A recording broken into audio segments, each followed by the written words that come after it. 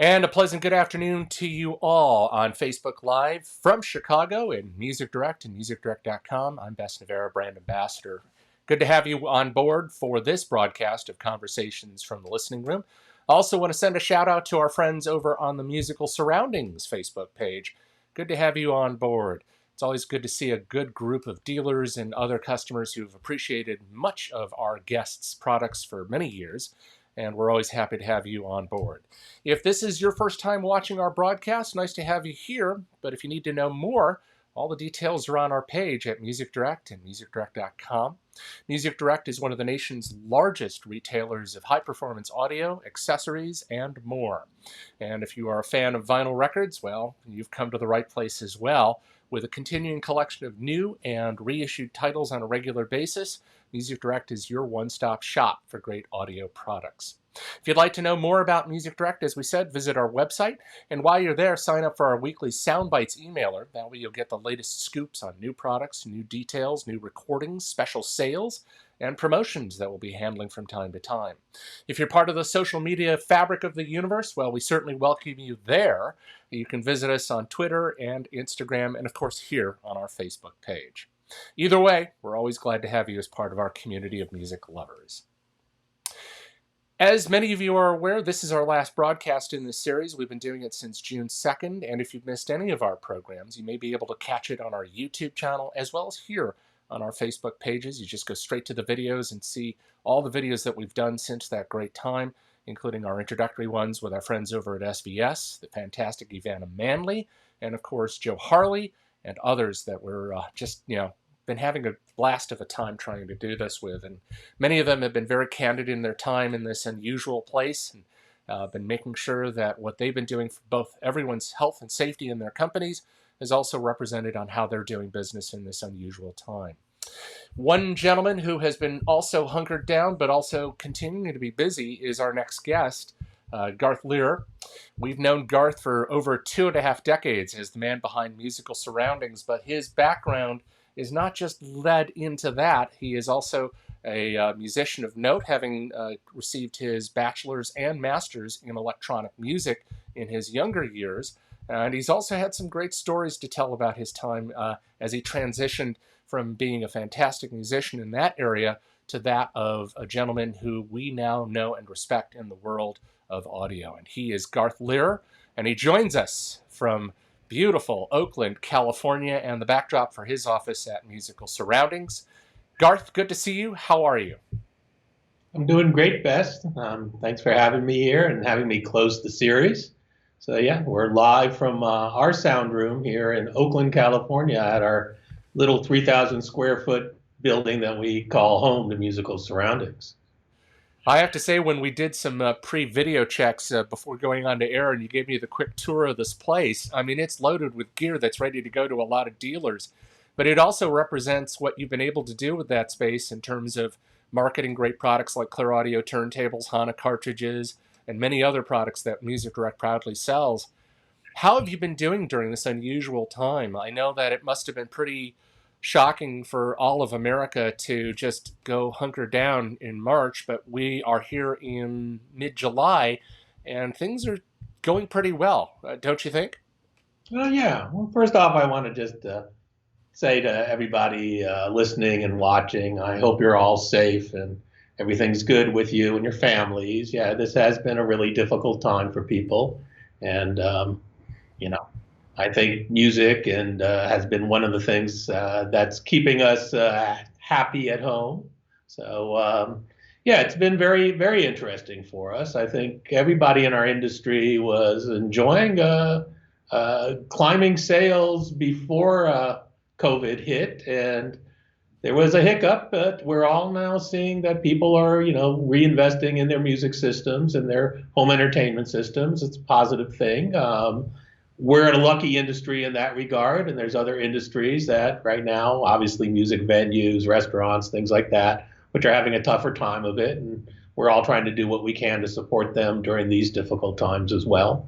But we essentially are running skeleton crews here, but we're a very small company to begin with, so no more typically than 2 people at work at any given time. We have 2 floors, and So people can obviously social distance in that regard. And when we need to be together on the same floor, we are wearing masks.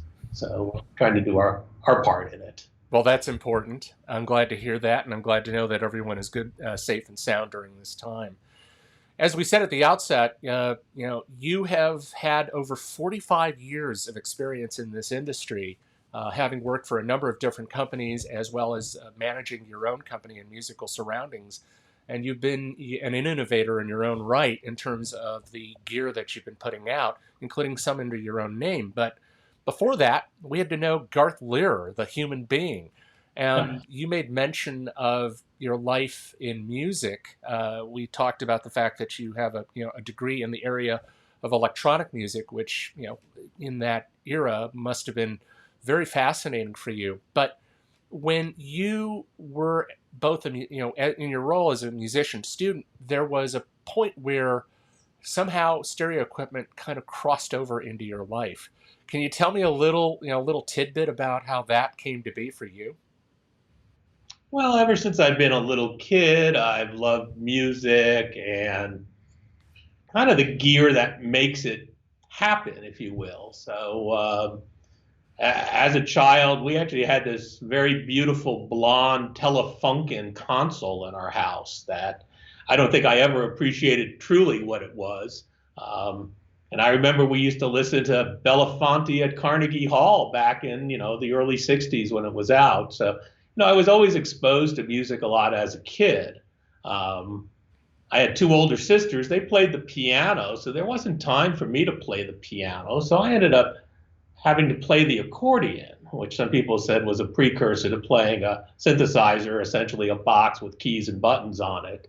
But I had this kind of weird musical upbringing where my first accordion teacher was my sister's piano teacher. And he would play something on the piano and say, "This is how it sounds," and I'd play it on the accordion, and it didn't sound anything like that. So, at first I was trying to get this kind of association between music and sound. So, it was a kind of an interesting growth curve. Actually, my second accordion teacher was a much better teacher, but he sold hearing aids during the day, which was kind of a strange thing for a music teacher to do. But actually, he had been in World War II in the artillery and had some hearing loss. I actually think hearing aids aren't a bad thing, and anything you can do to enhance your hearing is generally a good thing. Agreed. So, and I just loved audio gear. I remember as a kid, I'd go to the library and basically read the stereo magazines. And then back in those days, they had the reader response cards where you'd actually circle the number that was corresponding to the ad, and the company would send you their literature on their latest receiver or loudspeaker. And I used to collect the literature. I remember laying it out on my bed as a, junior high school student and kind of comparing specs and trying to understand why this Pioneer receiver was better than the Sony receiver or whatnot. So, throughout my youth, I was always kind of interested in, both music and the gear to play it. And, growing up in the 60s, then I got to, be exposed to a lot of great rock music at the time. And I remember just, hanging out with my friend and playing stuff like Let It Bleed and Abbey Road and, all these different kinds of, music of the day. Was there ever a moment in your life when you were listening to all that equipment where you hit the transformative point? That is to say, to show you my point is, I would go into, my father brought home his first real stereo system. So in this case, it was an Altec Lansing Valencia flanked by a Macintosh 240 amplifier, C22, and the legendary Thorens TD124. And, I was still too young to be given permission to even touch a dial, let alone drop a needle onto the record. But when he would allow me to play a record and to be able to sit down and listen to it, I knew that I had a pivotal moment. But fast forward to when the music met the equipment, and that was when I picked up my first copy of Miles Davis's Kind of Blue, and I was just, completely blown away by it.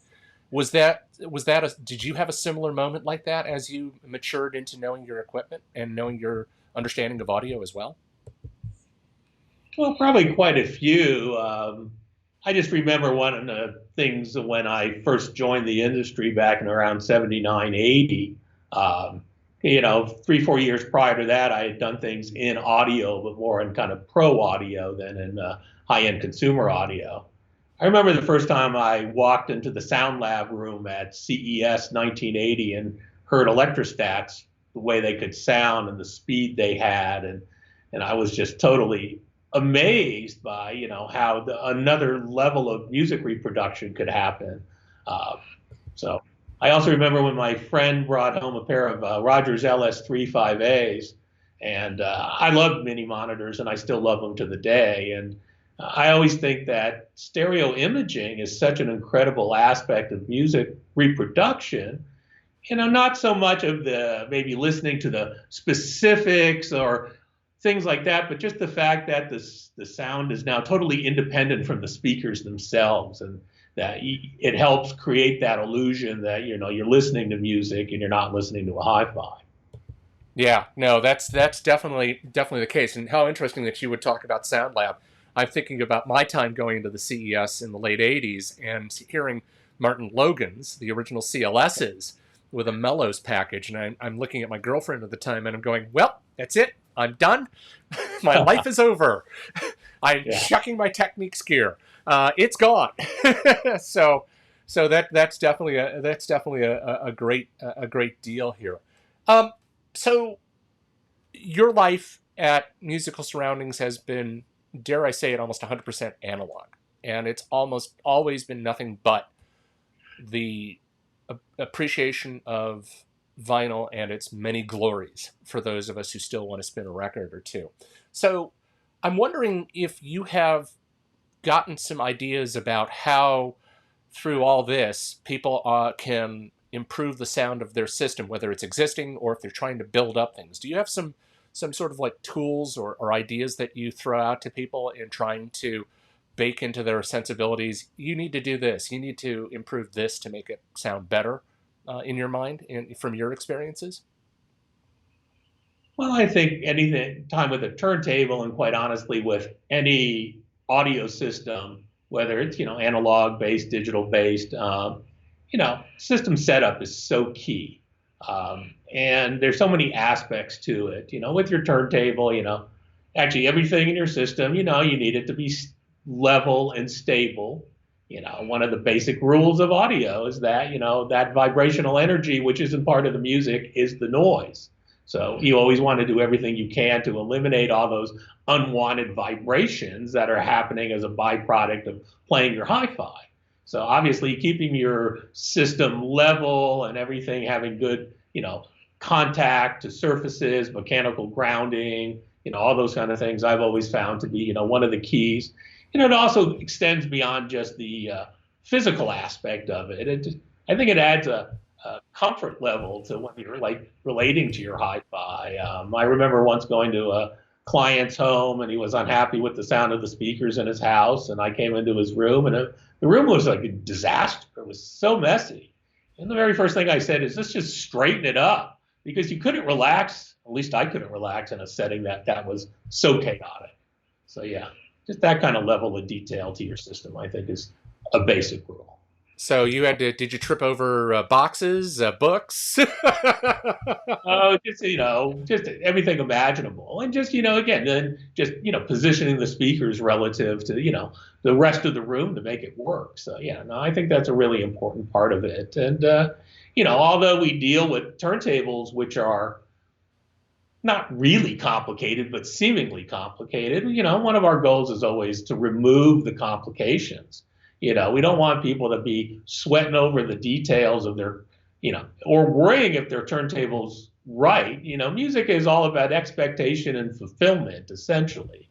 So if you're always expecting your system to malfunction, then that's not how you get fulfillment out of listening to your hi-fi. So yeah, that's important in our minds. So. No question about that. As we take a look at your room there, you are flanked by a turntable. And one of the things that has led me to appreciate your work in our industry is the enjoyment of one of Germany's best-known turntable brands, Clearaudio. And I've had a pleasure to know the Suki family for some time, since first meeting them at the CES about a decade or so ago. And if there's one thing I really have to say about the Clearaudio sound is they take engineering to another level when it comes to fashioning their tone arms and their turntables so that they're a very symbiotic unit. One of the things I'm curious about is over the years, they've really taken a shining to master sound quality.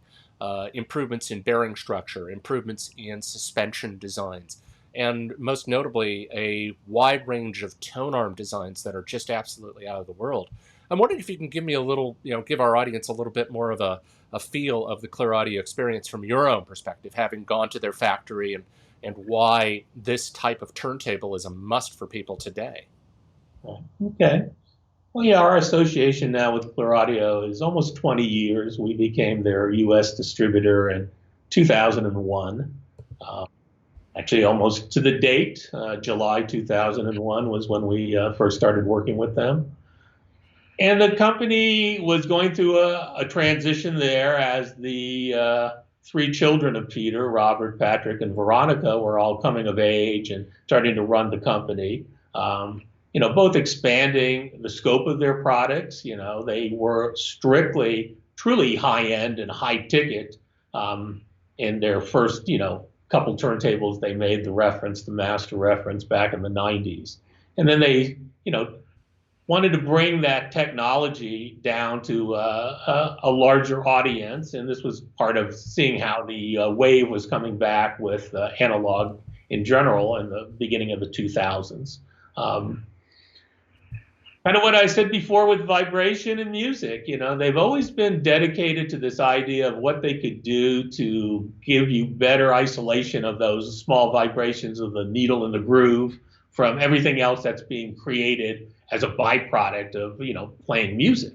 So they've done a lot of advancements and actually have received a number of patents, over the last 20 years, which have been incorporated in the majority of their products. For instance, their ceramic magnetic bearing, where what they're doing is instead of rotating the platter bearing on a steel shaft, they're doing it on a ceramic shaft, which has a more polished finish, a lower friction characteristic, and then actually magnetically levitating the two bearing parts so there's no physical contact, no noise, and giving a sense of isolation by doing that. Their tone arm designs have, evolved. They were originally known and still quite well known for their linear tracking arms, especially the big one that we see on tables like the Statement and the Master Innovation. But then they've developed an excellent line of pivoted arms, the Satisfy, the Tracer, the Universal arms, which can be fitted to, their turntables ranging from the Concept all the way up to the Innovation. Well, one of the things I have to say about selling these turntables to our customers, whether it's ordered online at musicdirect.com or when our customers reach to our sales team, or especially myself, since I'm like the turntable guy, is that one gets a sense of fit and finish, but the minute the product is fully set up and I have to listen to them, I get a really good sense of comfort in listening to it. And one of the turntables that I've always been happy to work on has either been the Ovation, the Performance, and more popularly because of its price point, the Concept. And the Concept, when I first saw it, I was like, ooh, this tone arm doesn't have any bearings. And of course, thankfully with good training from your guys, I was able to master the arm pretty quickly. But on first look, it seems like it's a daunting proposition. How can a turntable with a tone arm that's basically just floating in free space do what it's supposed to be doing? And when upon listening to it, on changing cartridges on it, I got a sense that there was a lot more energy coming from a turntable in that price point. It really was a spectacular piece of listening. But as you've also indicated with the Performance and the Ovation, there's definitely something going on there. So the thicker plinths that are going on there, the ability to change speeds with a little bit more, clarity and correction, but also the type of tone arms that are on it, including the beautiful tapered design of the upper tier tone arms that have been coming with it. I just enjoy having to build those and setting those up for our customers and then shipping them out. It's just a thrill. Your thoughts when you first got those turntables? What was going on there? Well, we love the concept. It's, been in the line now a decade, and that's a thing you'll see about Clearaudio as a brand. They're not changing the product for the sake of changing the product. If it works, it works.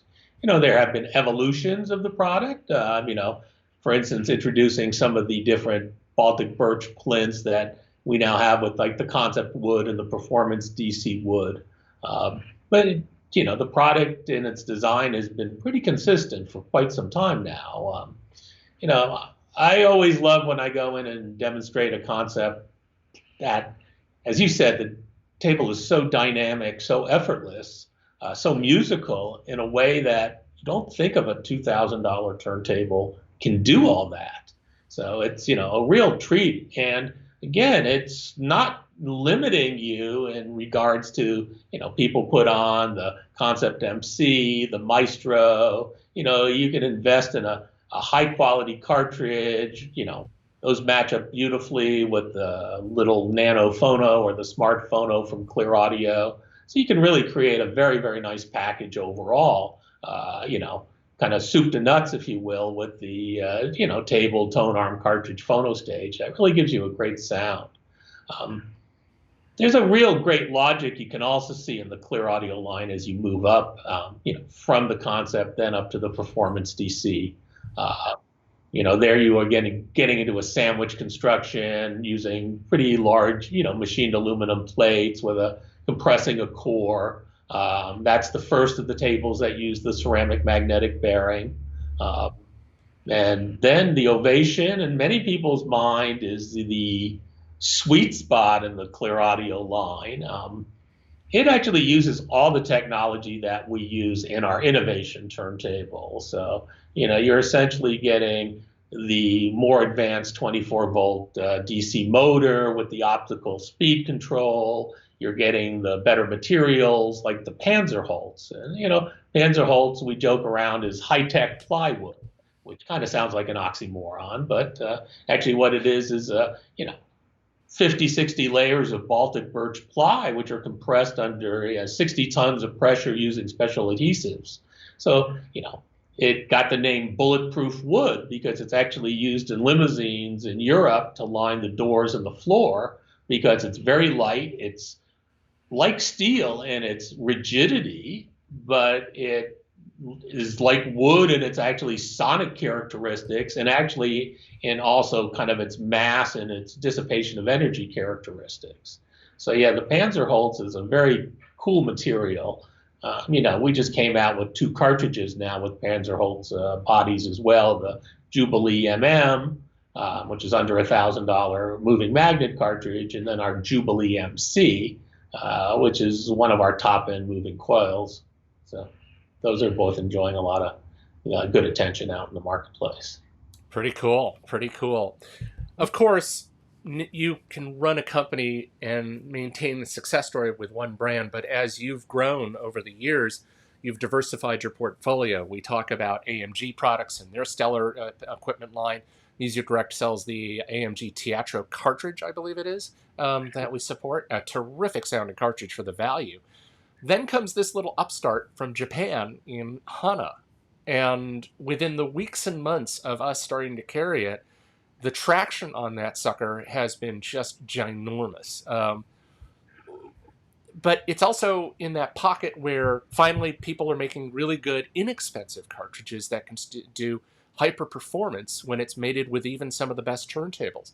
What's the story there with the Hana, with the Hana technology, and why is it just doing what it's doing to drive people to buy more? Right. Well, yeah, Hana is a great success story, and the story really lies with the company behind it, which is Excel.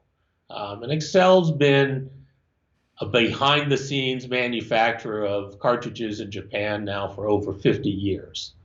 In fact, with another of the cartridge brands I was associated with, some of their inexpensive models were actually made by Excel. And as you did the research, you found out more and more of the brands in the marketplace were actually being manufactured by Excel. So when they decided to go and create their own brand, they named it Hana, which in Japanese basically translates to brilliant and gorgeous. Um, and what they did is, we like to call it their, kind of secret, the Hana secret, which is really no secret at all. It's just the size of the company they created was, really perfectly fitted to the needs of their marketplace. As they like to say, there's some very large cartridge companies, and they don't have kind of the personal attention to building. And then there's the very small cartridge companies, which often can be a single person.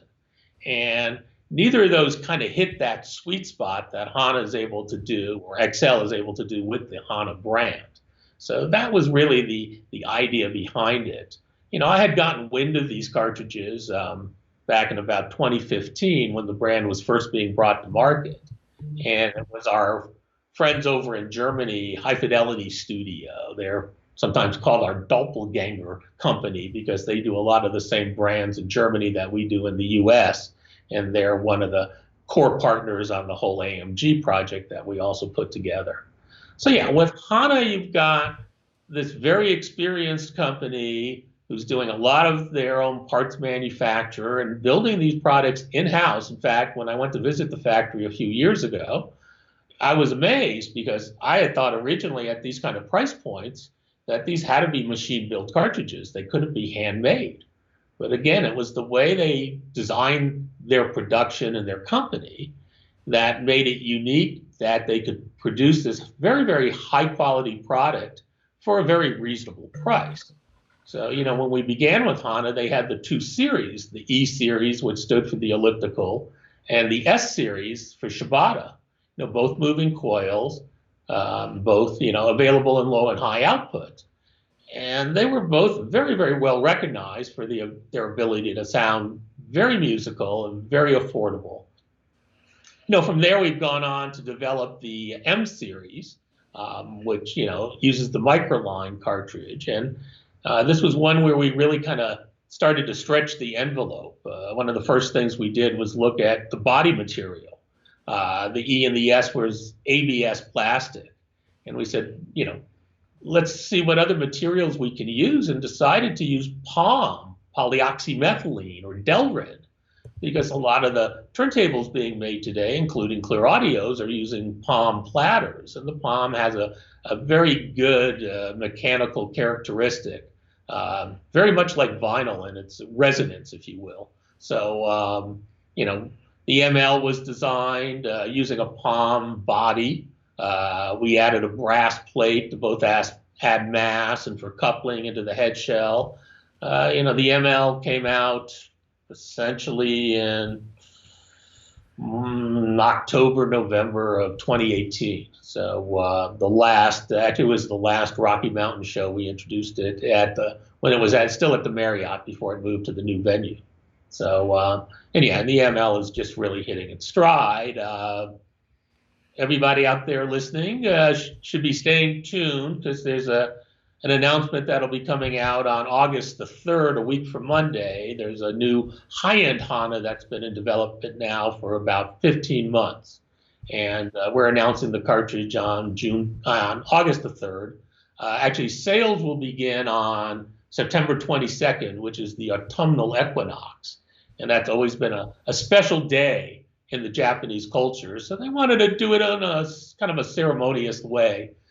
So again, sales will begin on the 22nd of September, but information will start being disseminated about the cartridge on the 3rd of August.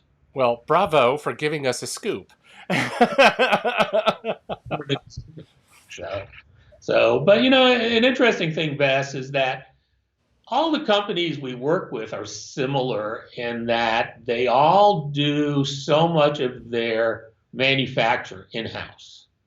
And that is such a key, whether it's Hana, whether it's Clearaudio, AMG, DS Audio, they're building their products themselves, and in many cases machining the key parts in-house as well. And this gives them that advantage of not only in R&D, but and being able to realize the product at a very high level of precision and quality, but often not at a corresponding high level in price. And, I remember when I started, touring hi-fi factories back in the 80s, that was always a fun thing to see how people were able to realize their product and how that affected both the sound and the performance of the gear as well as what the cost of the gear is. So. Yeah, I couldn't agree with you more. Going back to when we first started carrying the Hana line, I think the consensus for us was that it was in the middle of a sea of other great cartridges that we have been supporting for many years, but this was a new kid on the block. And from the first moment I installed a cartridge, in this case on a Rega for one of our customers, the reaction was instantaneous in terms of my expectations and other stuff that said this is a turntable that we're going to do, a cartridge that we're going to do extremely well with. And the tenets of the sound quality, obviously musical, incredibly musical.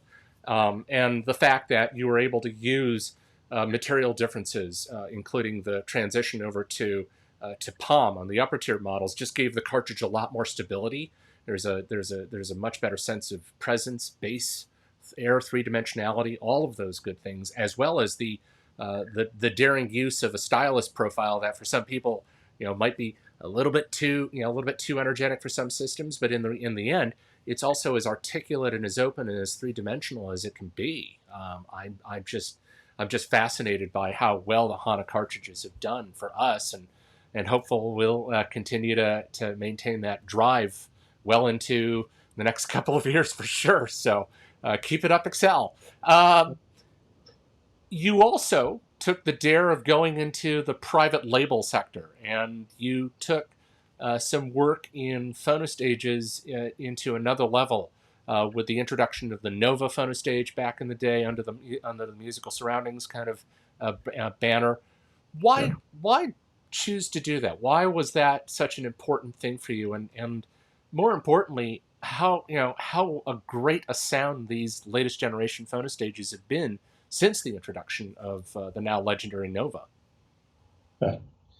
Well, yeah, I think we've always had a quest here at Musical Surroundings, and my own personal quest of, finding really exceptional products out there and trying to figure out how we can help bring them to market. And sometimes it's by finding a company that, is already well established, like a Clearaudio, or a company like Hana or AMG, which again, in the case of AMG, again, was a OEM behind the scenes manufacturer who wanted to come out with their own brand. And, a lot of these times this will happen when the next generation actually joins the company. So, and in both the case of AMG, Clearaudio, Hana, they're all generational family companies. So that's a really important part as well. Essentially, so is DS Audio, where Aki and then his father, although his father has his own company, and that's the one that designed the optical mouse and things like that.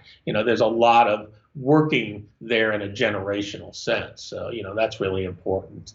The musical surroundings phonostage story is kind of a funny one. It's kind of a three bears story, if you will, because the Bay Area and actually the East Bay, Oakland, Berkeley, has always been a little bit of a hotbed of the hi-fi industry and always had a lot of analog companies. Sumiko was based here for many, many years, decades actually. They recently relocated to Minneapolis, now that they're kind of part of the Macintosh, World of Macintosh group. But also Amedia and Alan Perkins Company was based here as well. And so the story of the phenomena was that, Mike Yee was a designer that was somewhat under the radar, but had his own brand, Michael Yee Audio, and many dealers would say, Garth, this stuff's just amazing for the money. You really got to listen to this amplifier. And I did, and I was like, yeah, that is really something special. One day I get a phone call from Mike Yee, and he says, I've developed this, phono stage, and I think it's really pretty special, but, what I do is different, and I really don't want to bring it to market. I want another company to market it for me. And so I said, that's great. I'm always open to talking to people. And He said, well, I've gone to these other two companies in the area, and one said it's too expensive, and one says it's not expensive enough. And we talked about it, and he said, yeah, it'd be about $600. And I said, well, to me, that's like the perfect price point. And what made it so special was the way it sounded, but really the way it sounded was the way it was designed.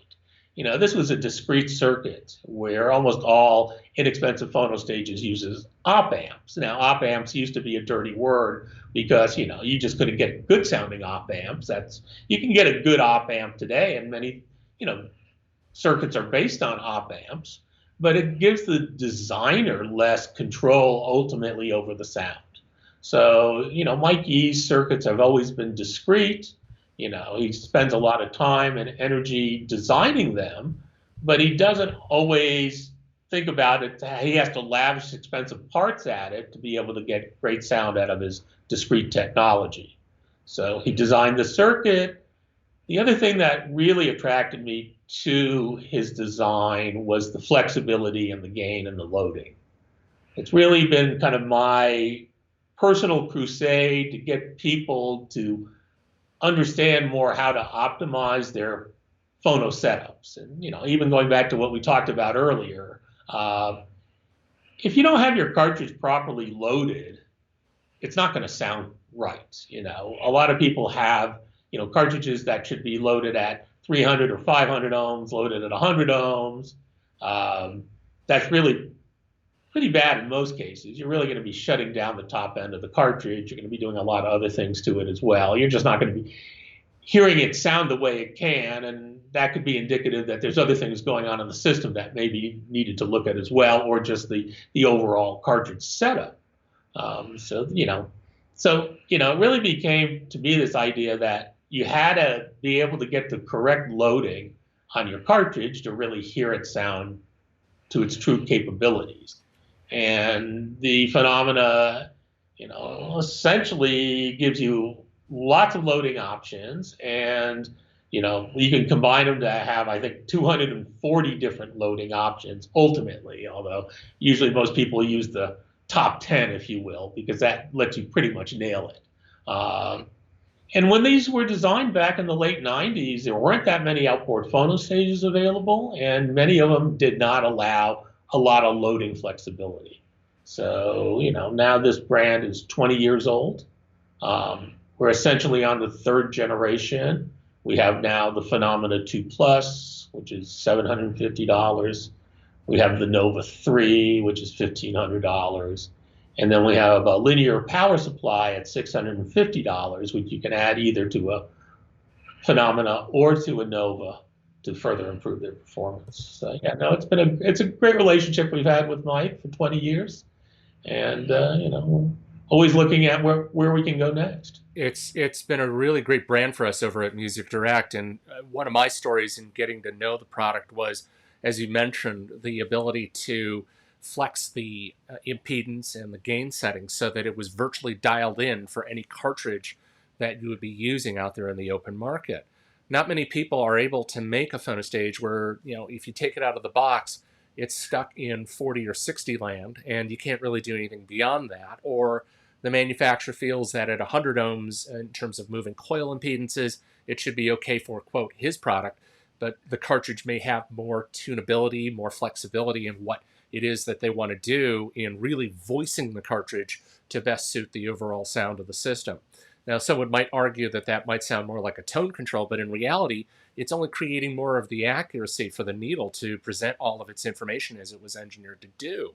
And I think that in the case of Michael's designs, and subsequently my embrace of recommending that phono stage to our customers for many years, is one of the reasons why I really enjoy that phono stage, from top to bottom.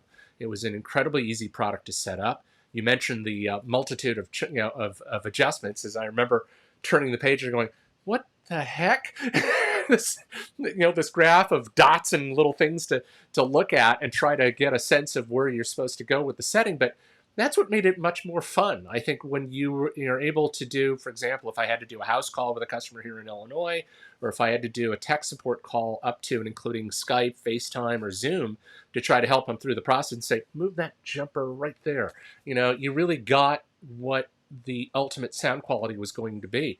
And another thing to point out about the musical surrounding phonostages and my impression of it is that it's not like other phonostages where it just sort of sits there and gives a voice. It gives out information that is, from the needle to the amp. And I think that's really what makes me enjoy the musical surroundings product line like that, because other phonostages, no disrespect to them, they've all got great, great DNA. There's plenty of good stuff that's going on from a sonic standpoint. But the musical surroundings ones are probably one of the most accurate phonostages that I've listened to in their price point. So I gotta chuck it up to Mike. He's really stayed true to the vision on it, and you certainly have made sure that the product maintains its strength. And I do hope to see more stuff under that banner in the near future. So make sure to keep me posted. We are, proud to say that it is built here in Northern California, which, kind of amazing that we can build something that retails for $750 in Northern California, where it's not inexpensive with, Silicon Valley manufacturing. But, we do have that advantage as well. The board house that makes the boards are very good and very sophisticated. And so, yeah, it's all worked out quite nice. So, no, and it's really key. People have to understand that, especially when you have a lower internal impedance cartridge, 2 ohm to an 8 ohm cartridge, and a lot of times they're going to be very comfortable seeing a 100 ohm load. But those cartridges as well, small incremental changes around there can just make it all just come into focus beautifully. And that's a real important thing to remember with analog. You can always get analog to sound good. It inherently sounds good. But when you can get that last little bit, those last little adjustments made, those between VTA and VTF, very important. People always have to remember those two things are very, very interrelated to one another. When you can get azimuth accurately done, you can get your azimuth done by eye to a fairly high degree of accuracy. But when you have something like our phosgometer, which is, a $300 meter that allows you to actually measure, crosstalk and channel separation, and then you can really nail it, and that'll really just, open up the sound stage. And again, what I was talking about earlier is, just frees the speakers up from not being part of the reproduction chain, if you will. It's a great story on the phosgometer too, because we had started working a little bit with Jim Fosgate, the famous designer. He had contacted us, I don't know, probably in the early 2000s, because he loves analog and he knew what we were doing. So he just started saying, can I get this cartridge and can I get this arm? And I just love this stuff. And so he was developing some tube gear, and we were looking at doing his tube phonostage. We actually did that as kind of a limited edition. And he just calls me one morning and said, I just had a thought, Garth. I could take the same circuits I use for my ProLogic steering, which are basically looking at phase and frequency, and I could create an azimuth meter from it. I said, well, that's a great idea. Let's send me a prototype. And he said, yeah, I actually built it last night. And that was the phosgometer. We introduced that at the end of 2009. Sold over 4,000 in this 10-year period. Yeah, so it's been a successful product. Subsequently, there's been now some computer programs that have come out that allow you to do the same thing, and we always have it tested against that, and they both have the same accuracy to them. And more power to you if you can afford and want to get involved with, even more sophisticated setup tools. Although, we like to keep it simple. We don't want to sit there. I don't want to have debates over, Bearwald, Lofgren, and Stevenson. It's like, let's make it work and sit back and play records. We've always kind of been dedicated to, we want it right. but we want it easy to get there, as opposed to make you jump through too many hoops. Say, playing records already requires some hoop jumping there. There's no two ways about it. Nobody's going to say, even cleaning records is more of a hassle than playing them. But Yeah. that's a necessity too. Yeah. So No, that's definitely a thing. And going back to Clearaudio, of course, they're also known for their record cleaning machines, and in a very hotly competitive market, one thing that I've always appreciated about the record cleaning machines from them is that A, it's a bit quieter than most of the popular machines that are currently on the market. B, they're significantly better built in terms of some of the quality metals and materials that they're going on there. But it also uses a much more time managed cleaning approach. I remember when one of the first machines came out, and I think you made mention of the fact that it was based in part with some parts from Mercedes. And I'm going, well, wait, is there an AMG mark on this? Is this thing turbocharged? I mean, just help me out here. So you're absolutely right. Getting back to the Fosgometer and versus the digital things, I think one thing that makes people enjoy the Fosgometer is, in fact, that it is deceptively simple to deal with. You don't, if you're not a computer challenged person and all you want to do is make sure that needle hits the right mark in terms of operation, you're done. You don't have to really, go berserk on that. If you really did want to go for the digital stuff, which I have done, I do use that in some of my turntable setups, but that's only for situations where you really are looking at a critical design on a more upper tier turntable, whether it's the Ovation or the other brothers from Clearaudio, and that's when the only time that I tend to use it. But for a simple product like the Fosgometer, it was a runaway for us when we first started selling it. So I thought it was really a terrific piece. Dare I say this? We're almost out of time, babe. Fast. So it's fun to do, and I want to say that I've been very lucky. In our industry, I've worked with a lot of good people, people that I could consider mentors, to myself. Noel Lee at Monster Cable, although a lesser known name, Barry Thornton, who did a lot of design. He actually had a company called Quintessence Audio. He did a lot of design for SAE and AdCom and things like that. And I worked with Steve McCormick at the Mod Squad, and Steve taught me a lot. So yeah, it's important to actually even, having known now Richard Vandersteen for as long as I've known him. Richard's an incredible person, and all these, our industry has a very rich legacy of great people in it, and it's the partners on both sides, people, all the music direct people too, and the dealers throughout the country, a lot of commitment to what we're all into.